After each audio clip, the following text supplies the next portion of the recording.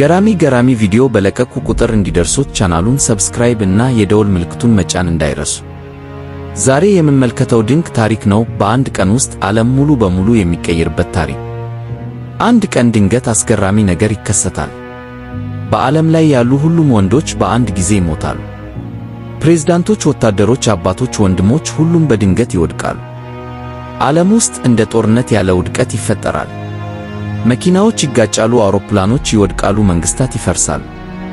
ነገር ግን ከሁሉም ወንዶች መካከል አንድ ሰው ብቻ ይቀራል። ስሙም ዮሪክ ነው። እርሱ በዓለም ላይ የቀረው የመጨረሻ ወንድ ነው። ዮሪክ ከሰዎች ብቻ አይደለም የተረፈው። ከእርሱ ጋር ትንሽ ዝንጀሮ አለ። ይህ ዝንጀሮ ደግሞ ወንድ ነው። ከዚያ በኋላ ዓለም ሙሉ በሙሉ ይቀየራል። በዓለም ላይ አሁን ብዙ ቢሊዮን ሴቶች ብቻ ናቸው። መንግስታት ይፈርሳሉ። ከተሞች ይቆማሉ። ሰዎች በፍርሃት ይኖራሉ። ነገር ግን ሰዎች አንድ ነገር ያገኙታል። ዮሪክ በሕይወት አለኪ የሚለውን መረጃ። ይህ ማለት ለሰው ዘር ትልቅ ተስፋ ነው። ስለዚህ መንግሥት እርሱን ለመጠበቅ ይፈልጋል። ሳይንቲስቶች ደግሞ እርሱን ለመመርመር ይፈልጋሉ። ምክንያቱም አንድ ጥያቄ አለ። ለምን እርሱ ብቻ ተረፈ? ነገር ግን ሁሉም ሰዎች እርሱን ለመጠበቅ አይፈልጉም። አንዳንድ ቡድኖች እርሱን ለመያዝ ይፈልጋሉ። አንዳንዶች ደግሞ እርሱን ማጥፋት ይፈልጋሉ። ምክንያቱም ዓለም ያለ ወንዶች መኖር አለበት ብለው ያምናሉ።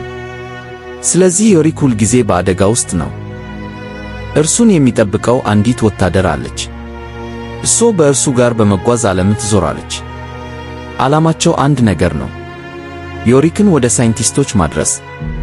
ምክንያቱም ሳይንቲስቶች ምናልባት ሰው ዘርን እንደገና ማዳን ይችላሉ። ነገር ግን መንገዳቸው ቀላል አይደለም። በመንገድ ላይ አደገኛ ቡድኖች፣ የተፈራረሱ ከተሞች እና የተበላሸ ዓለም ያጋጥማቸዋል። እያንዳንዱ ቀን ለነርሱ አዲስ ፈተና ነው። ዮሪክ በቀላሉ ጀግና አይደለም። እርሱ የተለመደ ሰው ነው። ነገር ግን አሁን የሰው ዘር ተስፋ በእርሱ ላይ ነው። በዚህ ታሪክ ውስጥ ትልቁ ጥያቄ አንድ ነው።